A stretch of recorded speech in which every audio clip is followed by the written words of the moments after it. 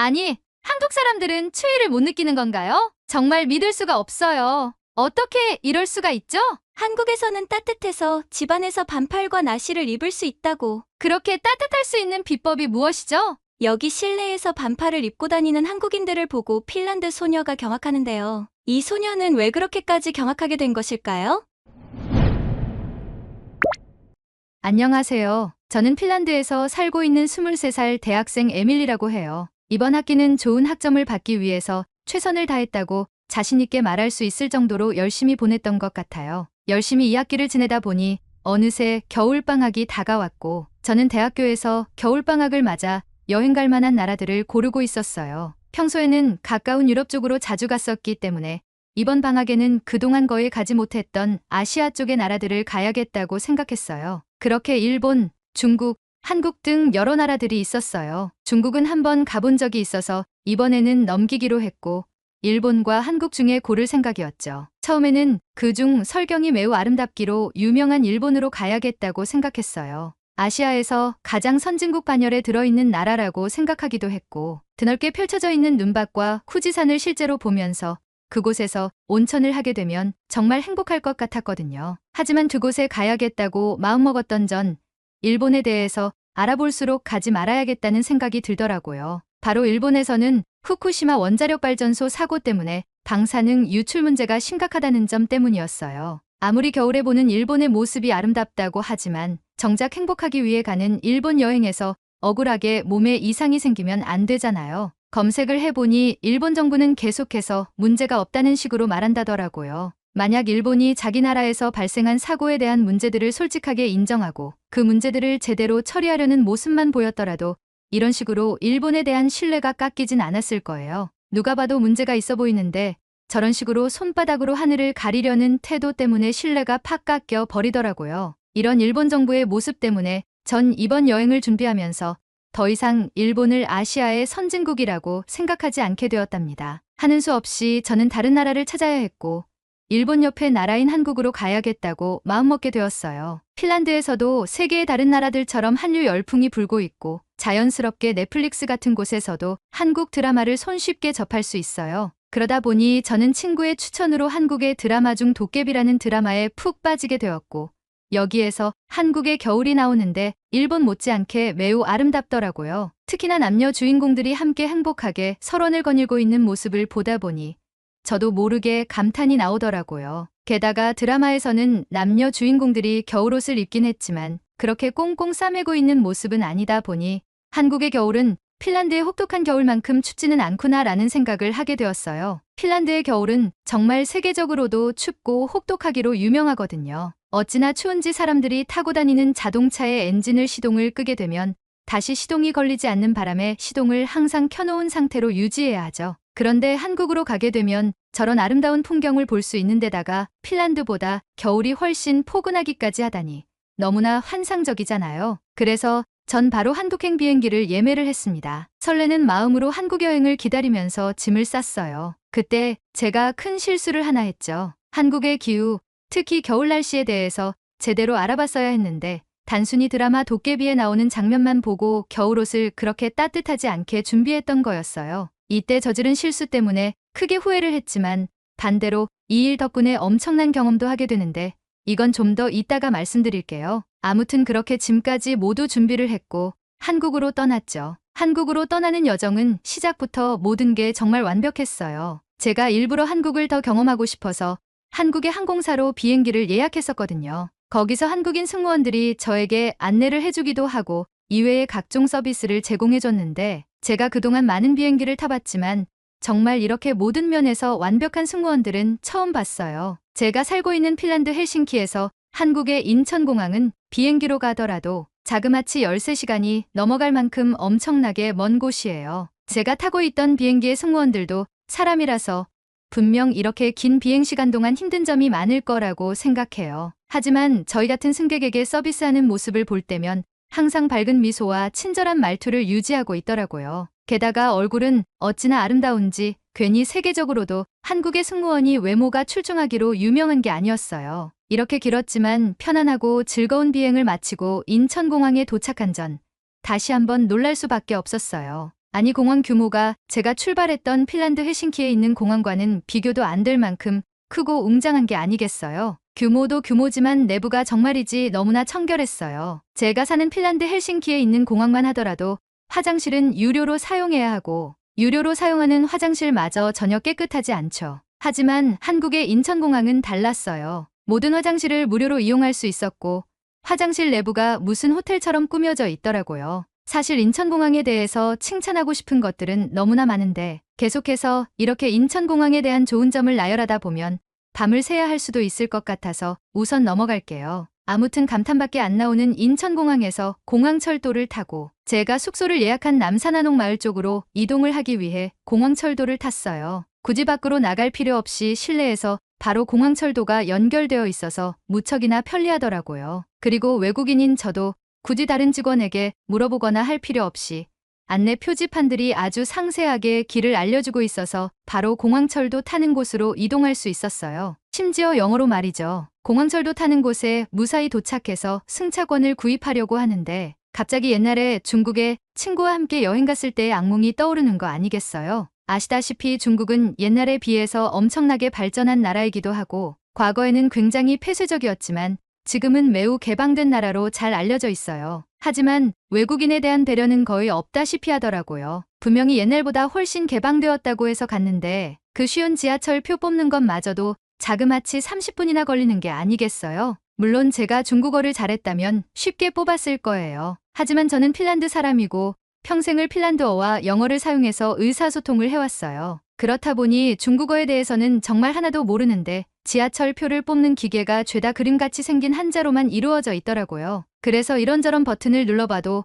도저히 그 흔한 영어 번역조차 제공되지 않더라고요. 저희가 약 3분가량을 헤매이고 있자 저희 일행 뒤로 표를 뽑기 위해서 줄 서 있던 사람들이 하나둘씩 웅성웅성대면서 눈치를 주기 시작했어요. 저희는 어떻게든 지하철을 타고 목적지에 갔어야 했던 상황이라 반드시 표를 뽑았어야 했고요. 그러다 보니 좀 더 헤매이게 되었는데 약 5분 정도 지나자 누군가가 저희에게 고함을 치는 게 아니겠어요? 정말 깜짝 놀랐어요. 제가 살고 있는 핀란드에서 누군가가 공공장소에서 소리 지른다는 건 절대 상상할 수 없는 일이었기 때문이죠. 그 소리를 듣고 충격을 받았던 저희는 결국 지하철 표를 뽑지 못하고 다시 줄의 맨 뒤로 돌아가서 표를 뽑기 위해 시도했죠. 이렇게 비슷한 일로 인해서 계속 줄의 맨 뒤로 3번이나 갔던 저희는 도저히 저희 힘으로 해결할 수 없다는 생각으로 뒤에 있는 사람들에게 도움을 요청했지만 모두 저희를 쳐다보지도 않더라고요. 심지어 어떤 사람은 저희를 벌레 보듯이 쳐다보기까지 했죠. 참다 못한 제 친구가 어딘가에서 영무원을 불러왔지만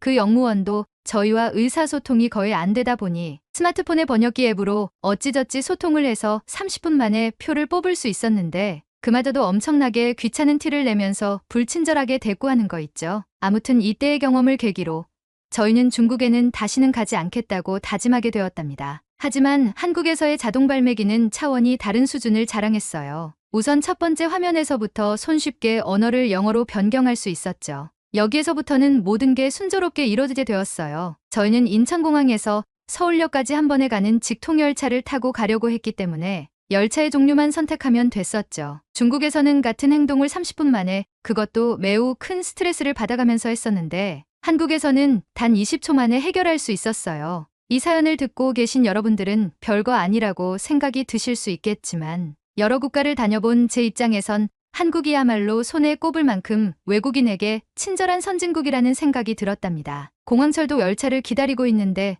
전광판의 열차가 지금 어디에 위치해 있고 몇 분 뒤에 도착 예정인지까지 바로 알 수 있어서 무척 인상 깊었죠. 그렇게 공항철도를 탑승했는데 열차 자체도 어찌나 깨끗하고 쾌적하던지 마치 어제 새로 개통한 따끈따끈한 노선 같았답니다. 그것뿐만이 아니었어요. 제가 탑승했던 건 직통열차라서 그런지 몰라도 속도가 엄청나게 빠르더라고요. 거의 날아가는 것 같은 기분이 들었는데 알고 보니 공항철도보다 두세 배는 빠른 KTX라는 열차까지 있다는 거 있죠. 한국의 기술력에 감탄을 하지 않을 수 없었어요. 계속 감탄을 하면서 어느새 서울역에 도착했고 남산 한옥마을에 가는 버스를 타기 위해 서울역 환승센터라는 곳에 갔어요. 제가 사는 핀란드조차 이 정도로 편리하게 환승할 수 있게 배려해주지 않았는데 한국은 정말 배려가 넘친다는 생각을 했죠. 그러면서 밖으로 나가려는데 그때 전 처음으로 한국의 겨울을 피부로 느끼게 되었어요. 밖으로 나오자마자 피부로 느껴졌던 엄청난 찬바람은 제가 한국의 추위에 대해서 단단히 착각하고 있었다는 사실을 깨닫게 해줬어요. 정말 피부가 마치 칼로 베이는 듯한 칼바람이더라고요. 나중에 저만 이렇게 한국의 한파에 놀랐나 싶어서 유튜브를 찾아보니 이미 저 말고도 수많은 외국인들이 겨울철 한국에 방문했다가 깜짝 놀란 영상이 수두룩하게 있었어요. 제가 살고 있는 핀란드도 겨울에 세계적으로 추운 편으로 유명하지만 한국의 겨울도 그에 못지않게 엄청난 추위를 자랑했어요. 한국의 겨울을 만만하게 보고 옷을 그다지 따뜻하지 않게 갖고 왔던 전 충격을 받고 다시 서울역 쪽으로 돌아갔어요. 알고 보니 거기에 쇼핑센터가 하나 있더라고요. 더 따뜻한 옷을 사지 않으면 저런 추위에서는 핀란드 출신인 저도 버틸 자신이 없어서 바로 쇼핑센터로 들어갔죠. 거기에 들어가자 패딩은 패딩인데 무척이나 길고 빵빵한 패딩이 있는 거 아니겠어요? 알고 보니 이게 한국에서 유행하는 롱패딩이라는 거였어요. 안 그래도 인천공항에 있을 때부터 사람들이 김밥처럼 엄청나게 긴 까만 옷들을 모두 두르고 있어서 신기해 보였는데 그게 전부 롱패딩이었죠. 처음 봤을 때에는 이상한 옷 같아 보였지만 한국의 강추위를 몸소 느껴본 저는 한국에서 살아남기 위해서는 이 롱패딩이 필수일 것 같다는 판단을 했고 바로 구매했어요. 결제하자마자 롱패딩을 입어봤는데 아니 실내라서 그랬는지 몰라도 따뜻한 정도를 넘어서 덥게 느껴지는 게 아니겠어요. 이 롱패딩 하나만 있으면 밖에서 돌아다니는 동안만큼은 어떤 추위도 다 이겨낼 자신이 있었죠. 그렇게 롱패딩을 구매하고 다시 환승센터로 버스를 타러 간 저는 환승센터에 설치되어 있는 열선이 깔려있는 의자를 보고 한 번 더 놀라게 되었어요. 여러분들은 이런 편리한 시설들이 너무나 익숙해서 당연하다고 느끼실 수 있지만 제가 갔던 그 어떤 나라에서도 버스 정류장 의자에 열선이 깔려있는 건 본 적이 없답니다. 덕분에 야외에서 버스를 기다리는데도 무척이나 따뜻하게 기다릴 수 있었고 제가 타야 하는 번호의 버스가 몇 분 뒤에 도착할 예정인지와 같은 정보가 정확하게 표기되는 건 이제 두말하면 입이 아픈 수준이었죠. 버스를 타고 마침내 저는 제가 예약한 숙소가 있는 남산 한옥마을에 도착할 수 있었어요. 숙소에 도착하자 거기 계신 직원분께서 웃는 얼굴로 친절하게 저를 맞이해 주셨어요. 그러면서 유창한 영어 실력으로 저에게 추운데 여기까지 오느라 정말 고생 많았다며 인사를 건네셨죠. 그제서야 저도 좋은 곳에 오게 되어서 정말 다행이라는 안도감에 긴장감이 풀리게 되었어요. 분명 지구 반대편에 있는 나라인데도 제가 살던 고향에서나 느낄 수 있는 포근함이 느껴졌죠. 그런데 직원분의 옷차림이 이상했어요. 분명히 밖은 영하 10도까지 떨어질 정도로 무척이나 추운데도 직원분이 반팔티 한 장만 입고 있는 게 아니겠어요? 그런데 곧 저는 그 직원분이 왜 저렇게 반팔티만 입고 있는지를 알게 되었답니다. 제가 예약한 방에 체크인을 하고 방 안에 들어갔는데 무척이나 방이 훈훈한 게 아니겠어요? 아니나 다를까 직원분이 제가 추울까봐 미리 방을 따뜻하게 데워놨다고 하시더라고요. 그러면서 한국에서는 온돌이라고 하는 한국의 전통적인 난방 시스템을 이용해서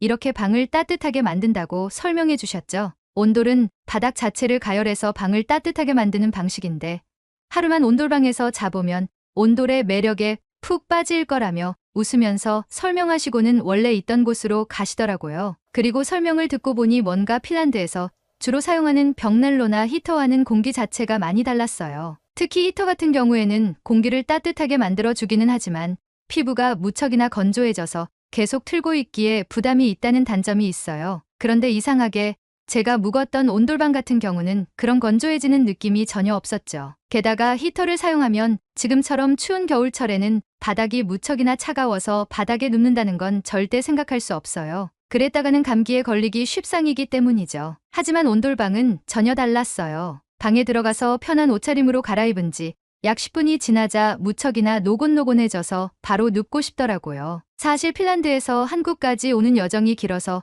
몸에 피로가 많이 쌓여있는 상태였는데 저도 모르게 방바닥에 누워버리고 말았죠. 그리고 정신을 차리자 3시간이나 지나 있었어요. 중간에 깨지도 않고 낮잠을 자버린 거였어요. 놀라웠던 건 그렇게 낮잠을 자고 일어나니 몸이 아주 개운했다는 사실이었어요. 핀란드에 있는 집에서 잘 때에도 항상 자고 일어나면 이상하게 몸이 뻐근했는데 온돌방에서 자고 일어나자 새로 태어난 듯한 기분이었죠. 이런 것 때문에 직원분이 온돌에 대해서 그렇게 자랑하셨구나 하면서 감탄했죠. 기지개를 켜고 좀 더 편한 옷으로 갈아입고 방 밖으로 나갔죠. 그러자 이번에는 또 다른 직원분이 저를 친절하게 맞아주셨어요. 그러면서 마찬가지로 유창한 영어 실력으로 오시는 손님들에게 환영하는 의미로 한국의 전통차를 주신다며 한 잔 권하시길래 감사하다는 인사를 건네고 권해주시는 차를 마셔봤죠. 이렇게 맛있는 음료는 처음이었어요. 음료 자체가 엄청 부드러웠고 달콤했죠. 그래서 제가 이건 어떤 음료냐고